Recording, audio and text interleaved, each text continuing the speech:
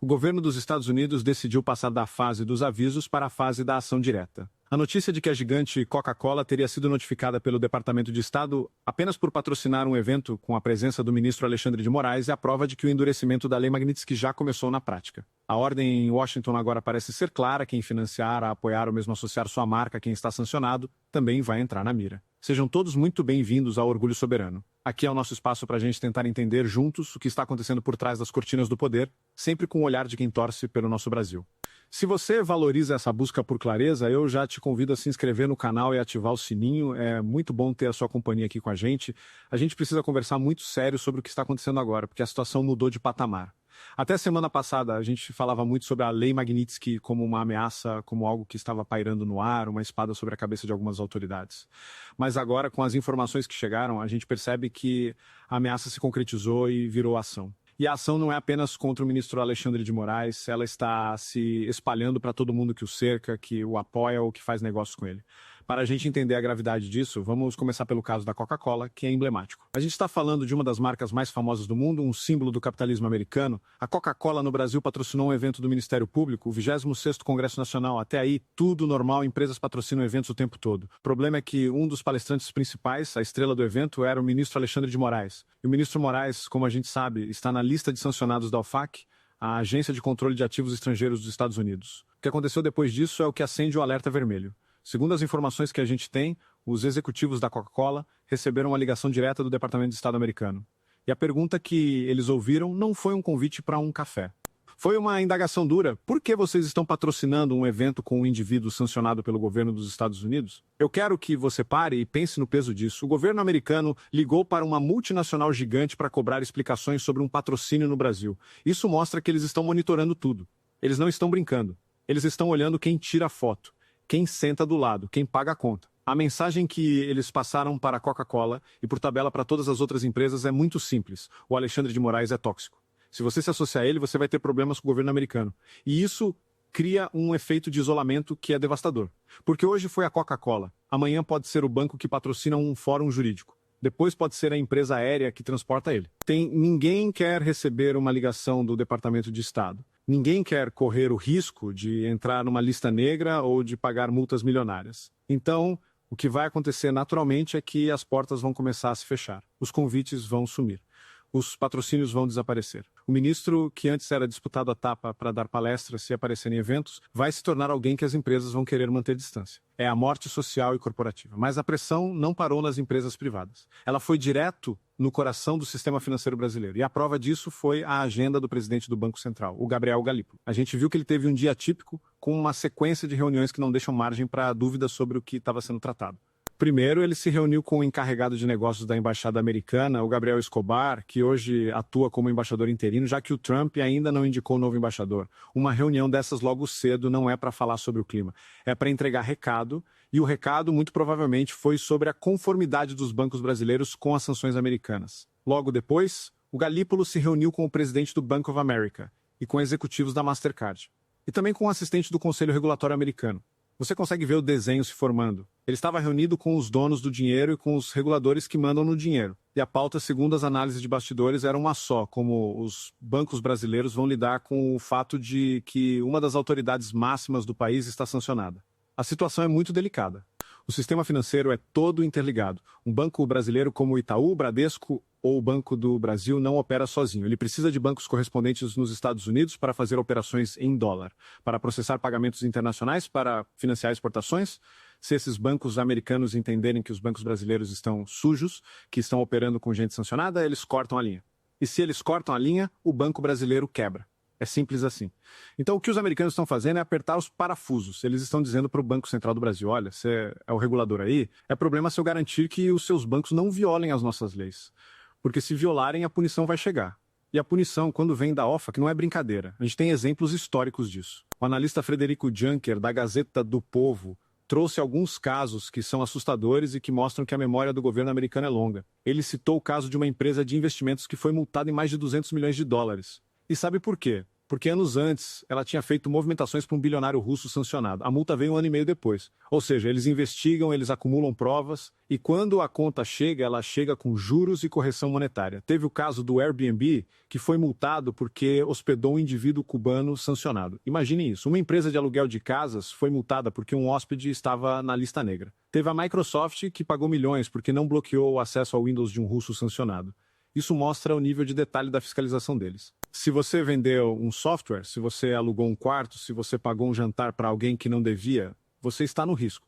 Agora, tragam isso para a realidade do Brasil. Imagine os bancos brasileiros que têm o ministro Moraes como cliente. Eles emitem cartão de crédito, eles processam o salário dele, eles têm investimentos. Cada uma dessas operações, aos olhos da lei americana, pode ser vista como uma violação se envolver, de alguma forma, o sistema financeiro deles. E como tudo hoje em dia passa pelo sistema americano, seja pela bandeira do cartão como Visa ou Mastercard, seja pelo sistema de compensação internacional, o risco é gigantesco. É por isso que a gente diz que o cerco apertou.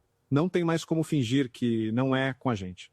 A bravata de alguns ministros, como Gilmar Mendes, que disse que as sanções não afetam a vida institucional, cai por terra quando você vê o presidente do Banco Central tendo que passar o dia dando explicações para os americanos. Afeta sim. Afeta muito. Afeta a credibilidade do país, afeta o risco de investimento, afeta a operação diária das nossas maiores empresas. E a tendência, infelizmente para eles e felizmente para quem quer ver a justiça sendo feita, é piorar. O Jason Miller, aquele conselheiro do Trump que já foi detido aqui no Brasil por ordem do Moraes, soltou uma frase enigmática, mas cheia de significado. Ele disse: "O inverno está chegando. Quem assistiu Game of Thrones sabe o que isso significa. Significa que tempos difíceis, tempos sombrios e frios estão vindo para os inimigos." Ele está avisando que o que a gente viu até agora foi só o outono. A verdadeira tempestade, o verdadeiro frio ainda vai chegar. E o que seria esse inverno? Seria a ampliação das sanções. Seria colocar mais gente na lista. Seria começar a punir de verdade as empresas que não cumprirem as ordens. Seria transformar o Brasil em um exemplo mundial de que não se deve desafiar a liberdade e o Estado de Direito. A gente já viu que a esposa do ministro Moraes e a holding da família entraram na lista. Isso foi um passo enorme. Mostrou que eles não têm medo de ir atrás do patrimônio familiar, mas ainda tem muita gente que pode entrar. O próprio Gilmar Mendes, que tem adotado uma postura de confronto, pode ser o próximo. O ministro Barroso, que já perdeu o visto, pode ver sua situação se agravar para uma sanção financeira completa. E até mesmo figuras do executivo e do legislativo que dão suporte a esse sistema podem entrar na roda. O governo americano está usando uma estratégia de asfixia. Eles não precisam invadir o Brasil com tanques. Eles não precisam mandar fuzileiros navais. Eles só precisam fechar a torneira do dinheiro e da legitimidade. E isso eles fazem com uma canetada em Washington. A gente precisa falar também sobre a tal da seção 301. É um nome técnico chato, eu sei, mas o efeito dela pode ser devastador para o seu bolso. A seção 301 é uma investigação comercial que os Estados Unidos abriram contra o Brasil. E o próprio Itamaraty admitiu que é possivelmente a maior de todos os tempos. Eles estão investigando tudo: comércio digital, propriedade intelectual, corrupção, desmatamento. E por que isso é importante? Porque essa investigação dá ao presidente Trump o poder de impor tarifas, de bloquear produtos, de retaliar comercialmente o Brasil se ele achar que nós estamos jogando sujo. E adivinhem? A falta de Estado de Direito, a insegurança jurídica criada pelo STF, a censura, tudo isso entra na conta do jogar sujo. Eles podem usar a economia para punir a política. Eles podem dizer: enquanto vocês não resolverem essa bagunça autoritária aí, a gente não vai comprar o aço de vocês, ou o suco de laranja, ou a carne. Isso seria um desastre para a nossa economia, que já não anda bem das pernas. O agronegócio, a indústria, todo mundo pagaria a conta. E de quem seria a culpa? Seria do Trump? Não. Seria de quem nos colocou nessa situação. Seria de quem achou que podia rasgar a Constituição e prender opositores sem que o mundo reagisse. O caso do presidente da Colômbia, Gustavo Petro, é um exemplo didático do que pode acontecer aqui.